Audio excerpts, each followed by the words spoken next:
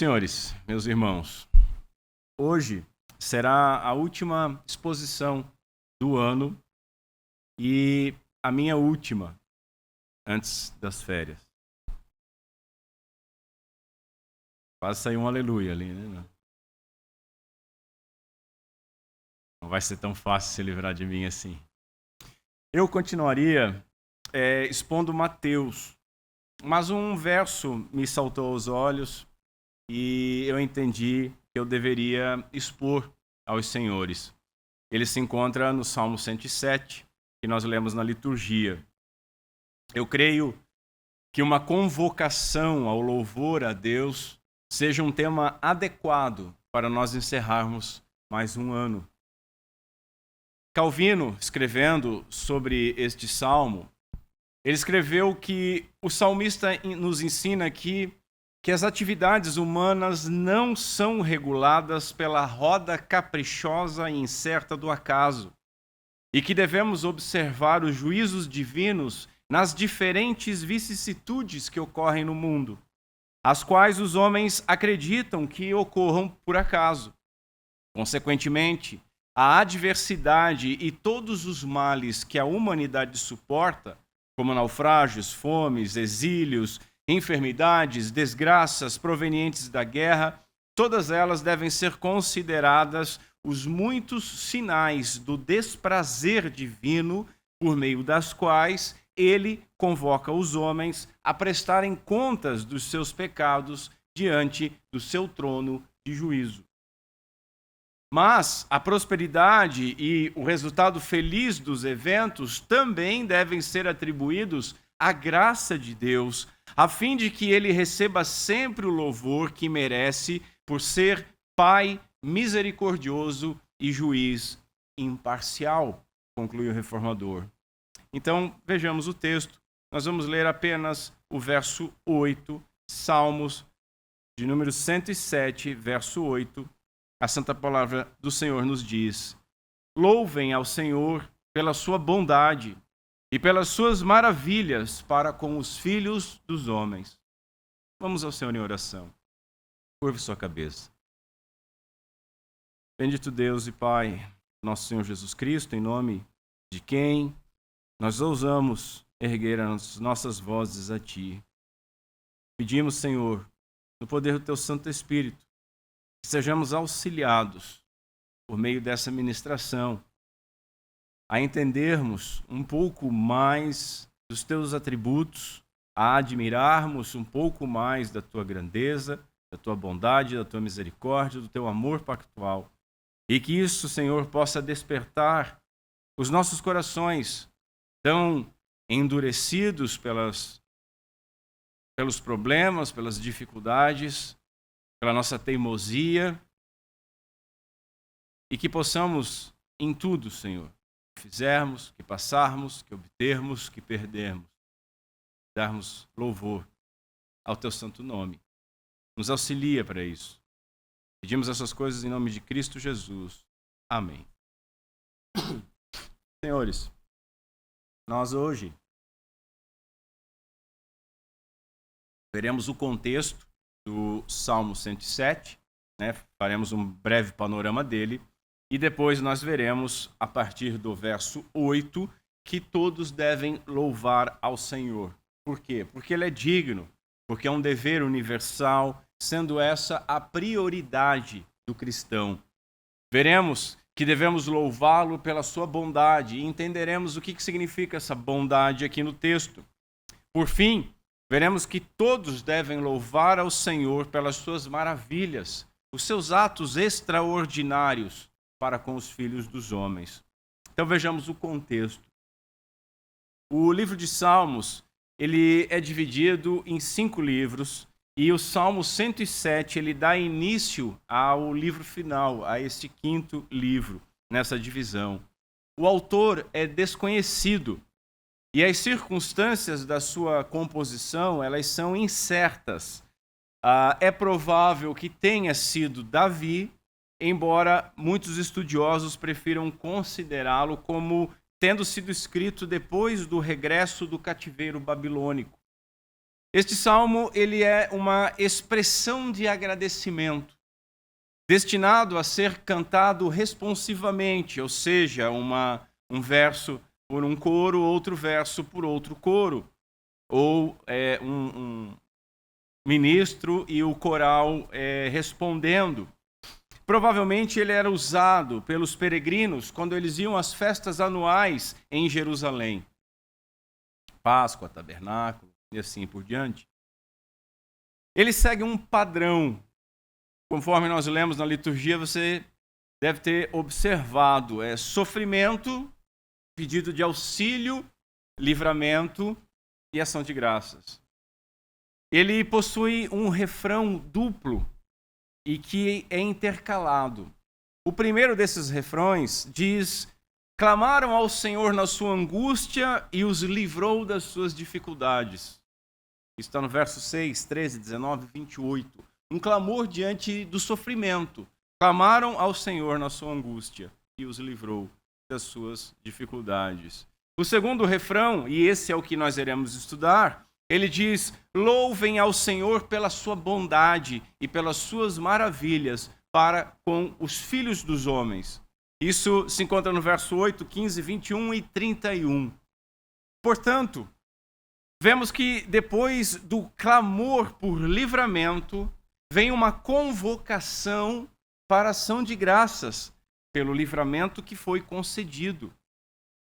O salmista, ele apresentou aqui uma série de quadros tirados da história do sofrimento humano. Viajantes que perderam o rumo pelo deserto, pessoas que caíram prisioneiras, pessoas que caíram enfermas, marinheiros abatidos por tempestades. São pessoas que precisavam de ajuda, seja pela própria insensatez, porque o Salmo tem um viés de que as situações que acontecem são por decorrência do pecado ou por circunstâncias fora do controle.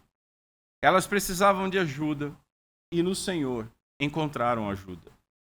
Nós aprendemos então que seja qual for a nossa aflição, só há um meio para sair dela: clamar a Deus. Porque ninguém pode nos socorrer, somente o Senhor. Somente o Senhor.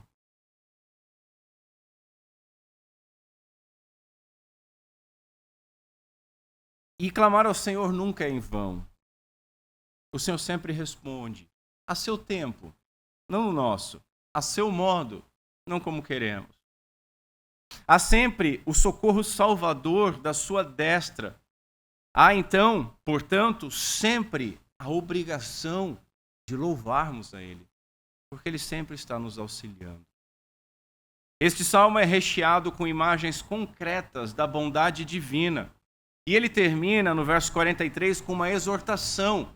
Quem é sábio observará estas coisas, e eles compreenderão as benignidades do Senhor, ou as misericórdias do Senhor, ou o amor do Senhor, dependendo da tradução que você está lendo.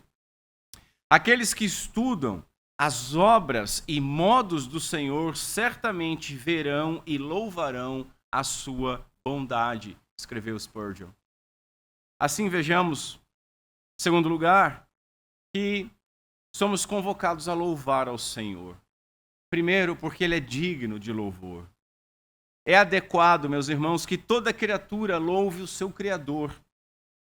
Assim como os céus declaram a glória de Deus e o firmamento anuncia as obras das suas mãos, e assim como um dia faz declaração a outro dia e uma noite mostra sabedoria a outra noite, onde não há linguagem, não há fala, conforme o Salmo 19 nos ensina, ou seja, aprendemos que a natureza inanimada, ela glorifica a Deus.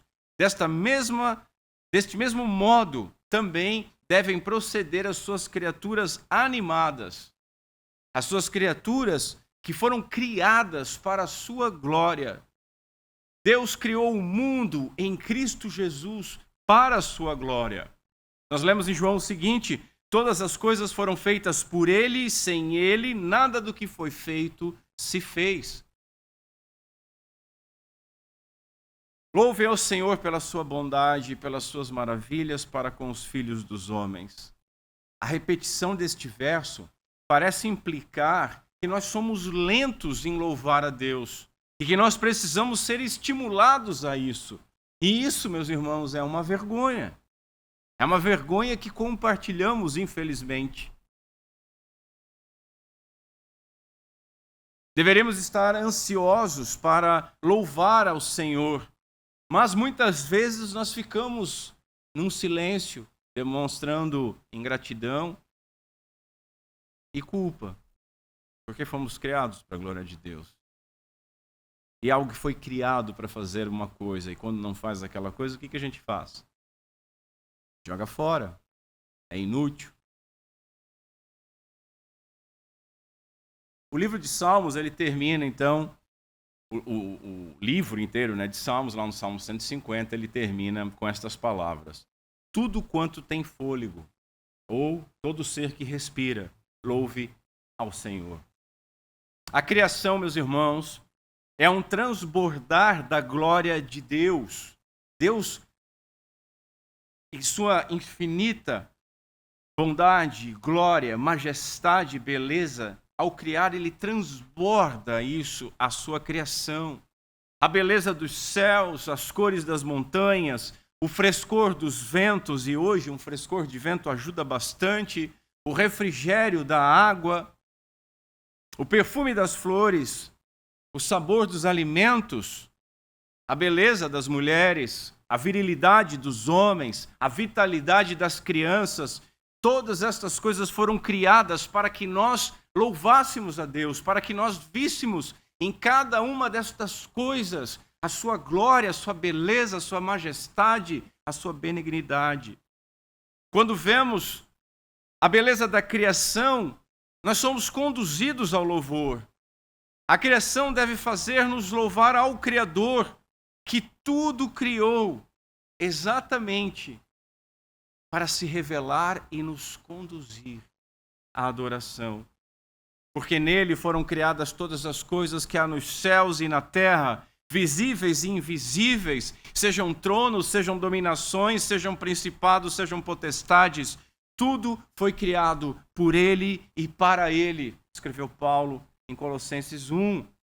Ou, como ele escreveu em outro lugar, e nós cantamos hoje, porque dele e por ele e para ele são todas as coisas. Glória, pois, a ele eternamente.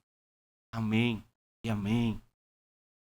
Este salmo inicia no verso 1, louvai ao Senhor porque ele é bom e a sua benignidade dura para sempre.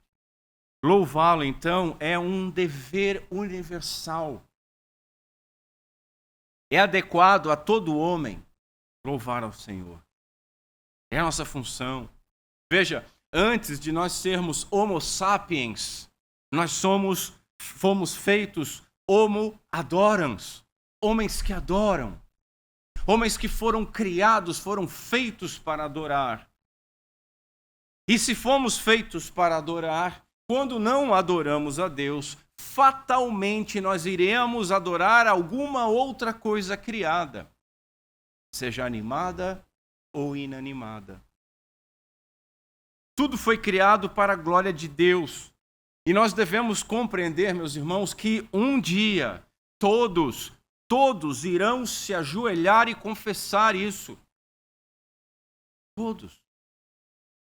Paulo escreveu: por isso também Deus o exaltou soberanamente a Cristo e lhe deu um nome que é sobre todo o nome, para que ao nome de Jesus se dobre todo o joelho dos que estão nos céus e na terra e debaixo da terra, e que toda língua confesse que Jesus Cristo é o Senhor, para a glória de Deus Pai.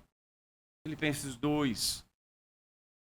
Bem-aventurados aqueles que louvarem a Deus voluntariamente deste lado do juízo. Porque o texto está nos dizendo que todos vão fazê-lo.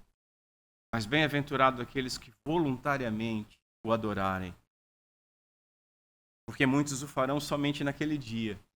Todos farão. Mas muitos somente naquele dia. E apenas para juízo. apenas para condenação.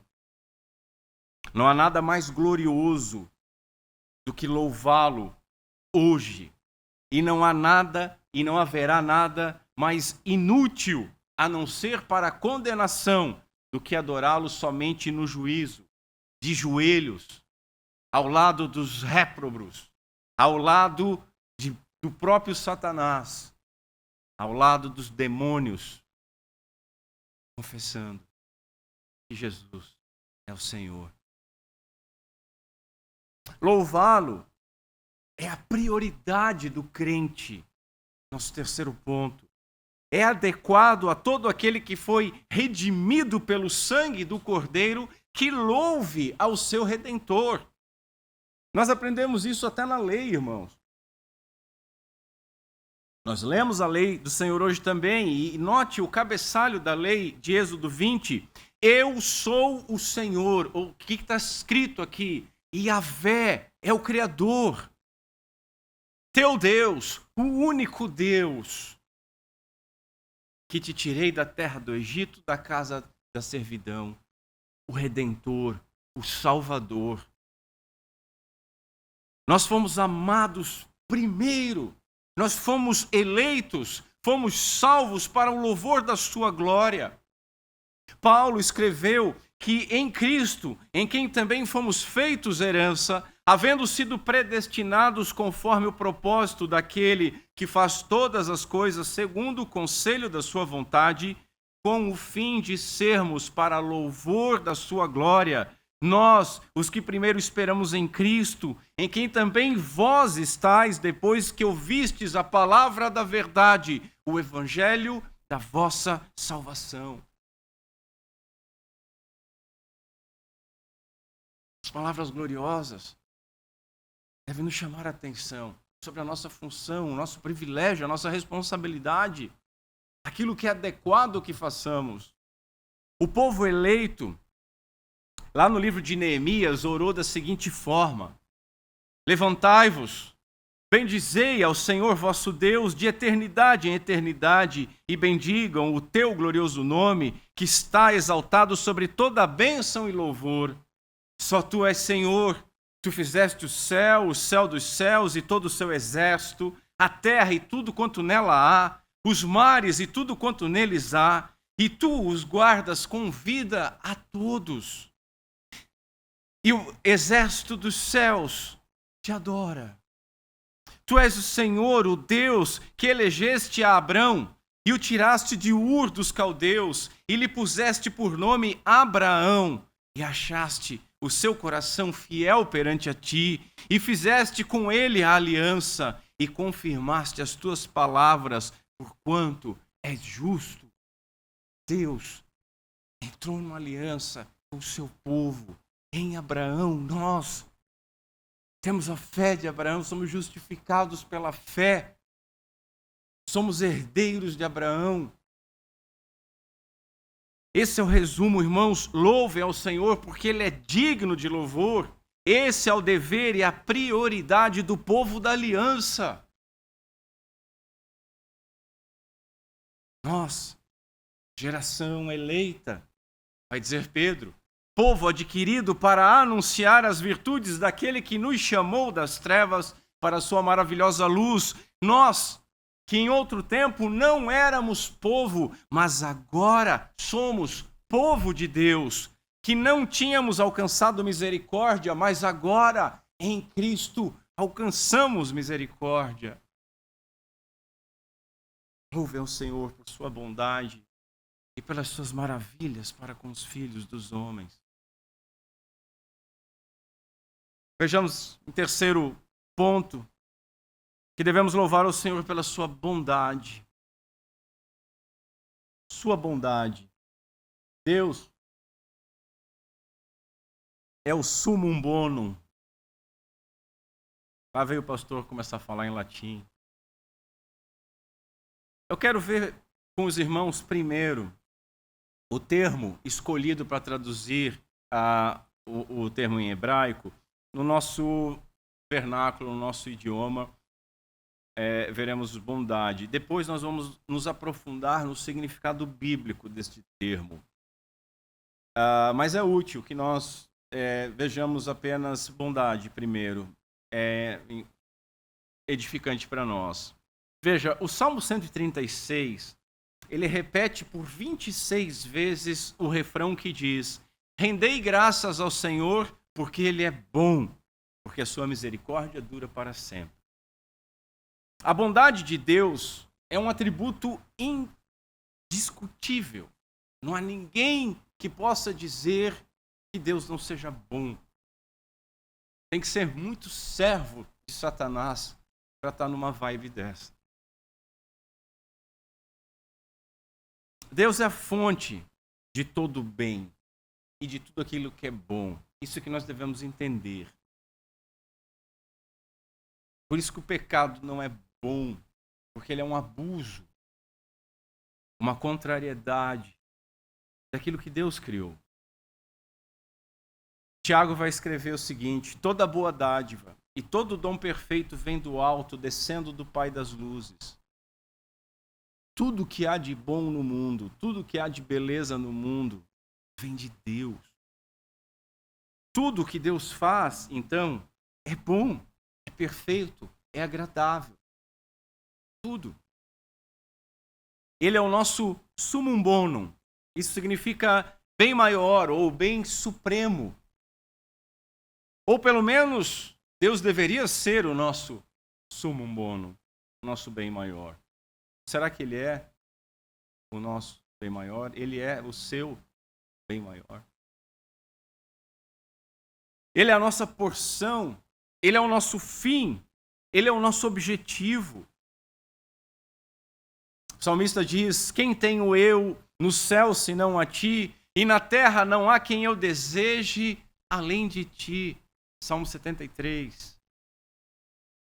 Aquilo que nós chamamos de céu, meus irmãos, o eterno Shabá, a glória eterna, novos céus e nova terra, somente pode ser chamado de paraíso por causa da presença de Deus. Sem a sua presença, não há diferença alguma entre o Éden e o inferno.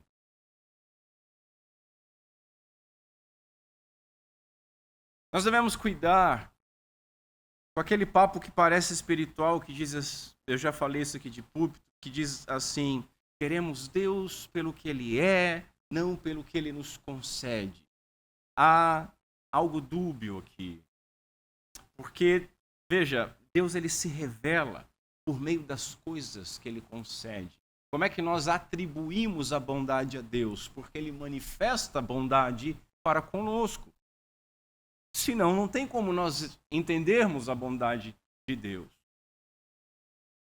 O próprio drama da salvação serve para nos ensinar a sua misericórdia, a sua graça e a sua justiça.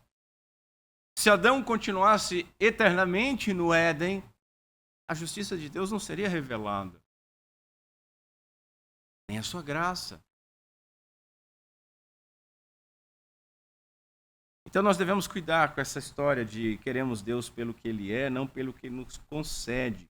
Contudo, o crente ele não busca Deus por aquilo que Ele concede, mas busca Deus porque ele encontra no Senhor o seu maior tesouro. Somente assim é que nós podemos dizer: ainda que a figueira não floresça, todavia eu me alegrarei no Senhor.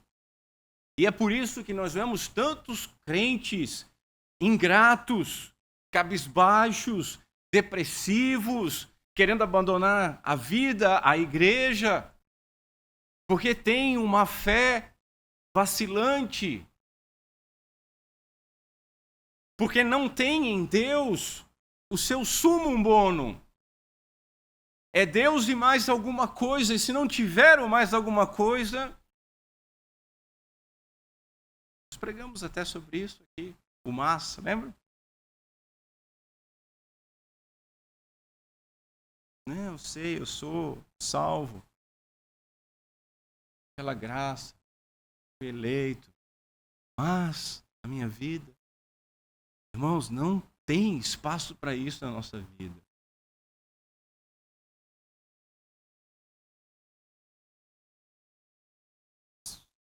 Se formos usar esse mas, devemos usar invertendo a frase. Está difícil, estou com dor, estou com necessidade, estou com saudade, estou com ansiedade, eu estou com tristeza, eu estou com aflito, preso, com lágrimas, com feridas abertas, mas eu tenho a Deus. Veja, Deus é o bem último prometido na aliança. Eles serão o meu povo e eu lhes serei o seu Deus. Ele é o bem último que nos é prometido, o primeiro e o último. Ele não é um meio para a felicidade, ele é a própria fonte da felicidade. A salvação não termina em benefícios, a salvação termina em Deus. Nós fomos salvos para ser reconciliados com Deus. Cristo, diz Pedro, Cristo padeceu para conduzir-nos a Deus. A obra redentora não termina no perdão, mas no acesso à comunhão com Deus. E aí o salmista vai dizer: o Senhor é a porção da minha herança. Salmo 16. Ele é a porção da nossa herança. Que nós possamos afirmar, irmãos, junto com Paulo, o que para mim era ganho, reputei por perda por Cristo, e na verdade tenho também por perda todas as coisas, pela excelência do conhecimento de Cristo Jesus, meu Senhor, pelo qual sofri a perda de todas as coisas, e as considero como escória, como esterco, para que possa ganhar a Cristo e seja achado nele, não tendo a minha justiça que vem da lei, mas que vem da fé em Cristo, a saber, a justiça que vem de Deus pela fé, para conhecê-lo e o poder da sua ressurreição e a comunicação das suas aflições, sendo feito conforme a sua morte, para ver se de alguma maneira eu possa chegar à ressurreição dentre os mortos. O puritano Jonathan Edwards escreveu que Deus é o bem maior, o desfrute dele, o desfrutar de Deus. O fim principal do homem é glorificar a Deus e desfrutar, gozar, fruir de Deus eternamente. O desfrute dele é a nossa única felicidade, o deleite com o qual nossas almas podem ficar satisfeitas. Deus é o nosso sol, diz o puritano. Irmãos, anseie por isso. E nós podemos balançar a cabeça, podemos sorrir, podemos nos emocionar, mas estamos distantes disso.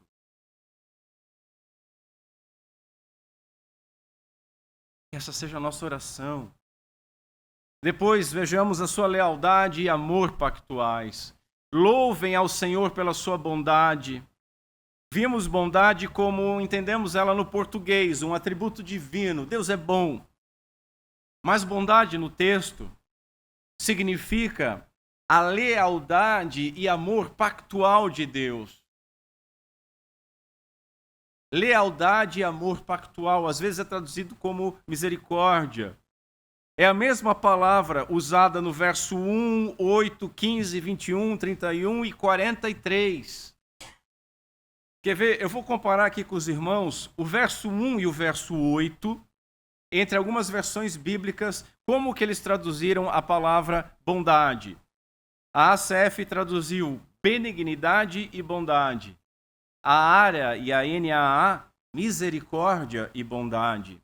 A Almeida 21, amor e amor.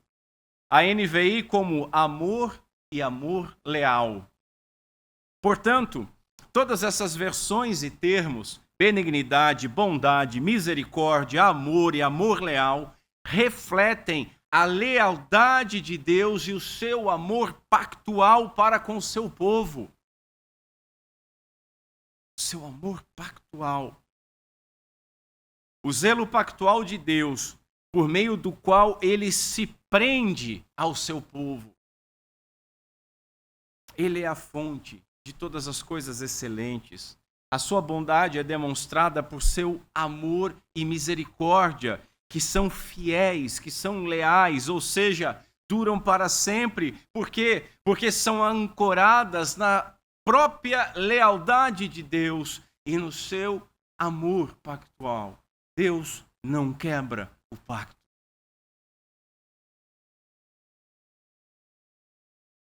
Terceiro lugar, porque sua bondade ou amor dura para sempre. Irmãos, será que vocês estão entendendo o que nós estamos lendo aqui, falando? Louvem ao Senhor pela sua bondade. Essa fidelidade pactual faz com que Deus conceda misericórdia ao seu povo, ou seja, Ele não nos dá aquilo que os nossos pecados merecem. Essa fidelidade pactual faz com que Deus seja sempre bom para conosco, porque Ele é o nosso Deus e nós somos o seu povo. Estamos em aliança, unidos pactualmente. Essa fidelidade pactual também faz com que o seu amor seja eterno, faz com que ele dure para sempre. Ele nos amou primeiro. Ele nos escolheu antes da fundação do mundo. O Pai entregou o seu Filho. O seu Filho se entregou por aqueles que ele tem um amor leal. Portanto, louvem a Deus diariamente, ensinou Spurgeon, por contemplar o sol. Louve a Deus por haver sol, pela saúde, pela força para caminhar, pelo pão que nós comemos, pelas roupas que vestimos, pela liberdade, pelos amigos, pelas associações familiares, por tudo aquilo que nós recebemos da sua generosa mão. Mas, continua Spurgeon, mas amado, a nota mais doce em suas canções de louvor deveria ser a do amor redentor. Se você sabe o que significa redenção, não deixe de lado os sonetos de ação de graças. Desperte, herdeiro da glória, e clame como Davi: bendize, ó minha alma, ao Senhor, e tudo que há em mim, bendiga o seu santo nome. Quarto lugar, vemos que devemos louvar ao Senhor pelas suas maravilhas. Deus tem nos agraciado com inúmeras dádivas. E essas dádivas devem extrair dos nossos lábios e dos nossos corações o devido louvor a Deus.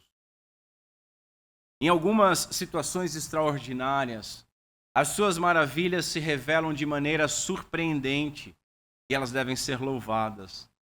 Maravilhas são atos extraordinários, atos milagrosos, atos além da capacidade humana. E eu vou listar algumas dessas conforme o salmista dispôs no Salmo, e delas nós faremos as nossas aplicações. A primeira delas está no verso 2 e 3, a salvação. Indiscutivelmente, a maior maravilha que um crente tem como razão para louvar ao Senhor é a própria salvação. É maior.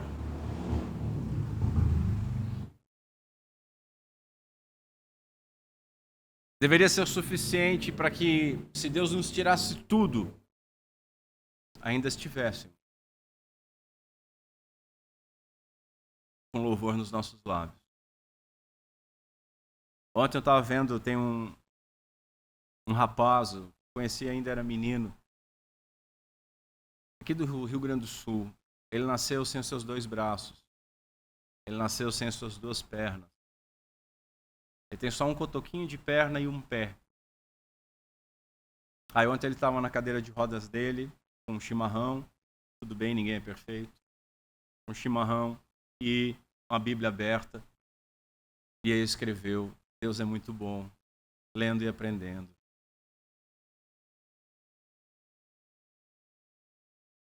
Há 2 semanas ele se formou, segurando o canudinho, só com o pé. Maravilhoso. Maravilhoso. E nós? Reclamamos da dor, reclamamos do calor, reclamamos de tudo. Eu vi um vídeo, a gente estava estudando Atos dos Apóstolos e vimos Paulo e Silas cantando de madrugada com as feridas abertas. E aí eu vi um vídeo de algumas mulheres que estão presas num país onde o evangelho é perseguido. Elas estão presas bastante tempo. E aí eles chegaram para filmar, elas estavam dentro da cela cantando.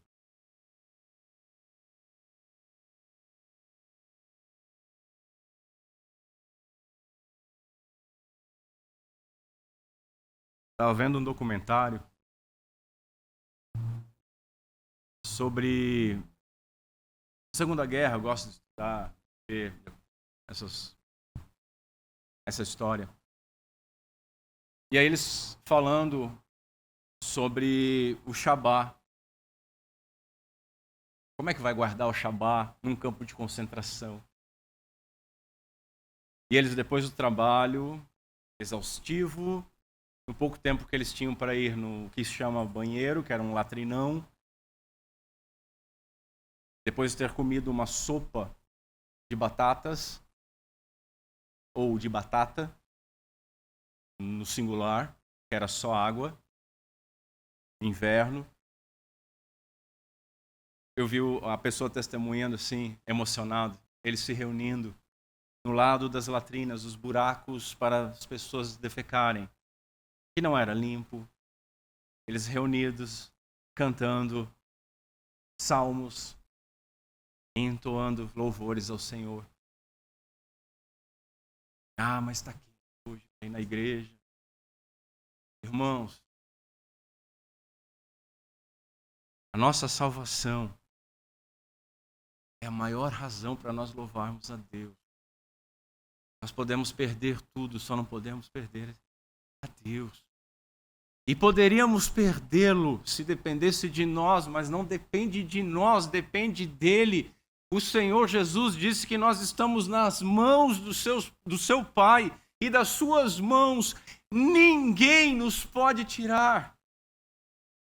E aí você vai lembrar de Paulo no capítulo 8 de Romanos falando que nada pode tirar. Não fale, prove. Paulo vai dizer no final do capítulo 8 o seguinte, deixa eu achar o ponto. Quem é que nos condena? Pois é Cristo quem morreu, ou antes quem ressuscitou dentre os mortos, o qual está à direita de Deus e também intercede por nós.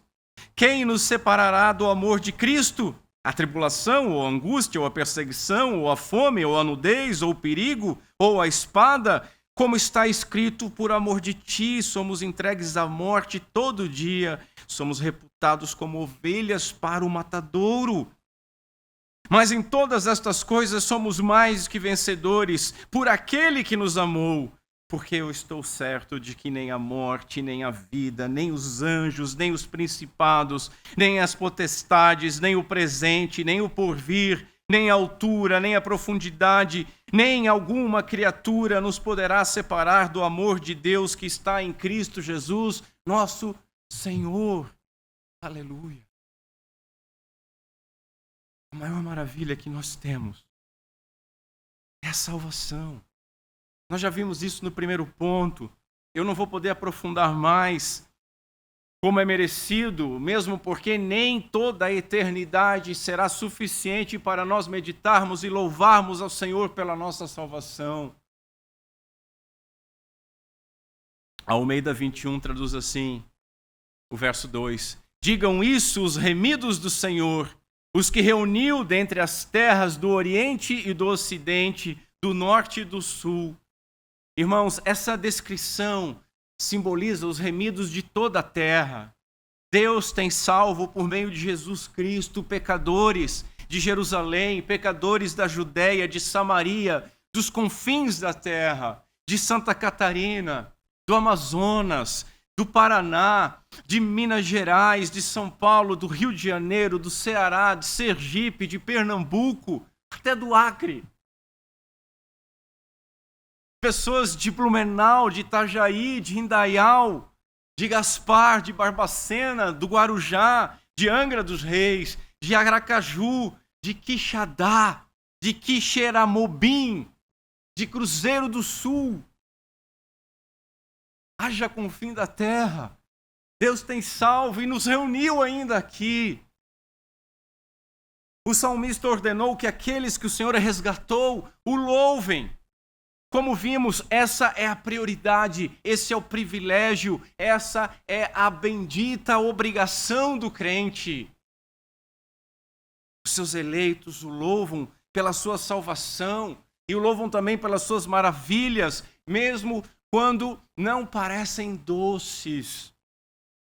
O salmista conhecia a bondade do Senhor, que adoça qualquer situação amarga. Deus é digno de louvor quando Ele dá e quando Ele tira, quando a sua providência sorri para nós ou quando ela parece amarga, quando a sua vontade é desejável e quando ela contraria os nossos desejos ou os nossos planos ou o nosso conforto. Assim o digam os que o Senhor resgatou. Louvem ao Senhor pela sua bondade e pelas suas maravilhas para com os filhos dos homens.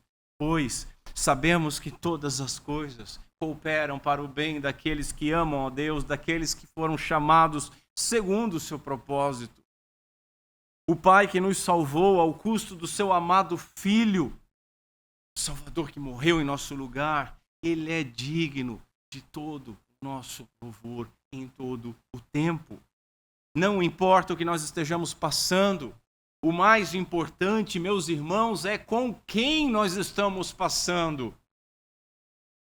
O que nós estivermos passando, nós estamos passando com Deus ao nosso lado, como nosso Salvador, ou como Deus, com Deus como nosso juiz. Os remidos devem louvar a Deus. Em segundo lugar, nos versos 4 a 9, nós vemos os peregrinos que perderam o rumo. Na imagem, peregrinos andaram desgarrados pelo deserto, famintos e sedentos, e as suas almas desfaleciam. Versos 4 e 5. Veja, eles estavam para morrer de fome.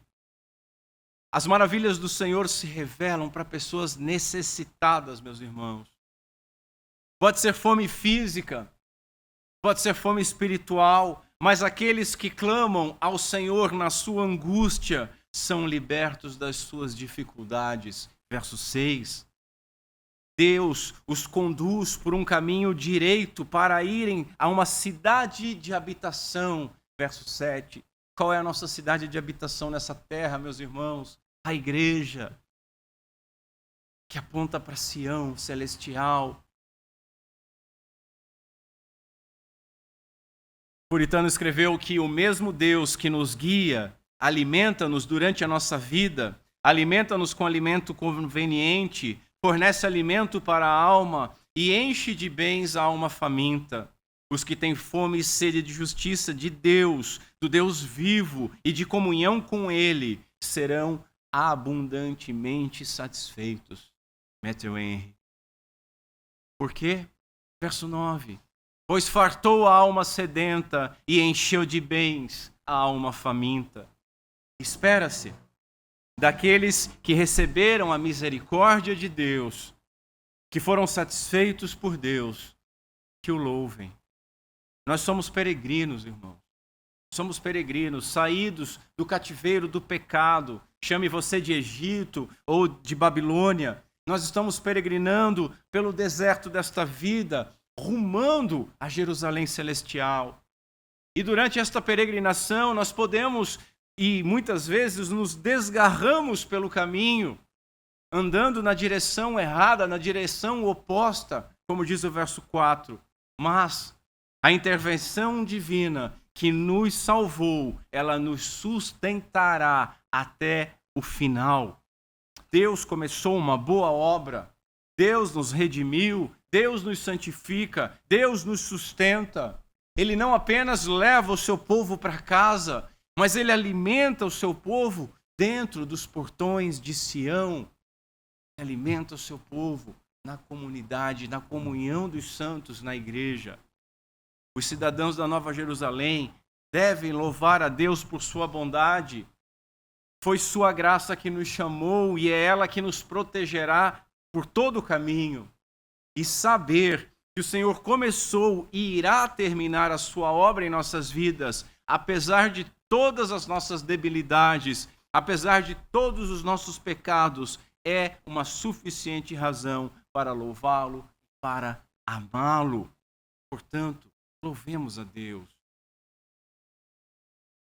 A segunda imagem está nos versos 10 a 16. Peregrinos que caíram prisioneiros. Essa imagem é de pessoas presas em aflição, assentadas na sombra da morte, verso 10. Veja, aqui é dito claramente, elas se rebelaram contra as palavras de Deus, verso 11, e por isso foram abatidas em seu coração.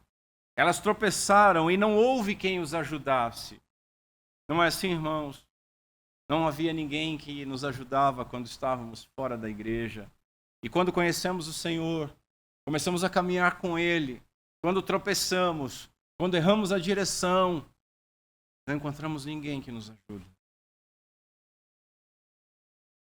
Mas, o que eles fizeram, versos 13 e 14, clamaram ao Senhor na sua angústia e Ele os livrou das suas dificuldades. Ele tirou-as das trevas e sombra da morte e quebrou as suas prisões. Assim, elas são convocadas a louvar ao Senhor pela sua bondade e pelas suas maravilhas para com os filhos dos homens. Por quê? Porque Ele quebrou as portas de bronze e despedaçou os ferrolhos de ferro. Versos 15 e 16. Irmãos, nós podemos passar por prisões por causa do Evangelho. E como Paulo, podemos ser presos injustamente. Contudo, grande parte das nossas prisões, elas são espirituais. Elas são disciplinas ou consequências dos nossos pecados. Quantas vezes nós nos rebelamos contra a palavra de Deus? Quantas vezes nós desprezamos o conselho do Altíssimo? Verso 11. Por essa razão nós tropeçamos. Por essa razão caímos e somos aprisionados pela culpa do pecado ou pelas consequências da nossa rebeldia. E quando estamos nessa condição, no castelo do desespero, o que nós podemos fazer? Não há quem possa nos ajudar. Mas arrependidos, procuremos o Senhor. E Ele, graciosamente, pela sua bondade, o que é bondade, irmãos? Seu amor e fidelidade pactuais. Ele nos libertará das nossas dificuldades. Irmãos, Cristo nos amou primeiro, e mesmo que nós nos coloquemos debaixo do jugo do pecado e sejamos por Ele novamente cativos, é impossível que o Senhor perca algum daqueles que o Pai lhes deu. É impossível. Você pode se debater como um peixe fora d'água, mas a mão graciosa do Senhor vai te alcançar, vai te pegar, vai te trazer de volta. Com dor, sem dor ou com muita dor, você vai fazer. Quem pode testemunhar algo assim na sua vida? Eu posso testemunhar. Já passei por isso. Então, louvemos ao Senhor pela sua bondade, pelas suas maravilhas para com os filhos dos homens. A terceira imagem, versos 17 a 22, peregrinos que caíram doentes. Meus irmãos, veja, nem toda enfermidade é causada diretamente pelo pecado. Contudo, a morte entrou no mundo por conta do pecado. E muitas vezes o pecado pode causar, sim, doenças, seja por disciplina ou seja por consequências. A terceira imagem é de algumas pessoas que foram chamadas de loucas por causa da sua transgressão e por causa das suas iniquidades. e por isso estavam aflitas. Verso 17. Eles perderam o apetite e chegaram às portas da morte. Verso 18, dando a impressão de uma enfermidade. Nesse estado, no fundo do poço, no seu leito de enfermidade, clamaram ao Senhor na sua angústia e Ele os livrou das suas dificuldades. Verso 19. Ele fez isso enviando, verso 20, a sua palavra e os sarou e os livrou da sua destruição. A sua palavra. Isso nós podemos interpretar tanto como o envio de uma ordem direta de Deus, quanto o envio gracioso da sua palavra, as Escrituras, que é a verdade e que liberta os cativos.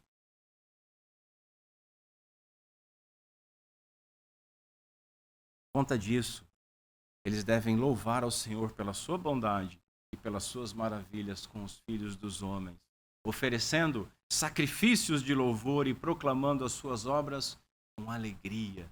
Versos 21 e 22. Talvez você, ou um querido seu, tenha passado ou esteja passando por alguma enfermidade. E a sua enfermidade, ou essa enfermidade, é um convite para você avaliar a sua vida. Se não há algum pecado escondido, talvez visível, nem tão escondido assim, que você precisa se arrepender. Veja, meu irmão, todos pecamos e todos temos pecados. E se uma enfermidade trouxer conscientização e arrependimento, nós podemos chamar essa enfermidade de bendita, seja ela qual for. Nosso arrependimento e confissão podem não trazer a cura física para todas as doenças, mas curam os nossos corações, que nos deixavam aflitos, sem apetite e à porta da morte. Em todo caso, atentemos à palavra de Deus. 1 João nós lemos, se confessarmos os nossos pecados, Ele é fiel e justo para nos perdoar os pecados e nos purificar de toda injustiça. Cantamos o Salmo 103, é Ele quem perdoa as tuas iniquidades e cura as tuas enfermidades. O profeta Jeremias escreveu, cura-me, Senhor, e serei curado, salva-me, e serei salvo, pois tu és o meu louvor. Olha que interessante como ele termina. Pois tu és o meu louvor. E por conta disso, louvemos ao Senhor pela sua bondade e pelas suas maravilhas para com os filhos dos homens. A quarta imagem, versos 23 a 32, são os peregrinos abatidos por tempestades. E nós já falamos bastante sobre tempestades no Evangelho segundo Mateus. Essa imagem são de pessoas que estavam no mar, em navios mercantes, verso 23. Pessoas que veem as obras do Senhor e as suas maravilhas nas profundezas, verso 24. Elas conhecem a Deus, pois sabem que Deus controla as águas, enviando e acalmando tempestades, versos 25 e 26. Mas elas estavam aflitas nessa tempestade e cambaleavam nos convéses como bêbados. E muitas vezes nós ficamos assim em nossa vida. Somos abatidos por algum problema e cambaleamos como bêbados, não sabendo o que fazer. Mas eles souberam o que fazer. Então, clamaram ao Senhor na sua angústia e Ele os livrou das suas dificuldades, fazendo cessar a tempestade e as suas ondas. Versos 28 e 29. O que lhes trouxe alívio, o que lhes trouxe alegria e os fez chegar ao seu destino. Verso 30. Por conta disso, são convocados a louvar o Senhor pela sua bondade e pelas suas maravilhas para com os filhos dos homens, como o exaltando e glorificando na congregação do povo. Versos 31 e 32. Irmãos, nós somos constantemente afligidos por tempestades em nossas vidas, em nosso trabalho, em nossos relacionamentos. Sejamos culpados ou inocentes, todos passamos por essas situações com uma frequência muito maior do que nós gostaríamos de passar. Deus nos protegerá de toda tempestade que não está no seu bom propósito.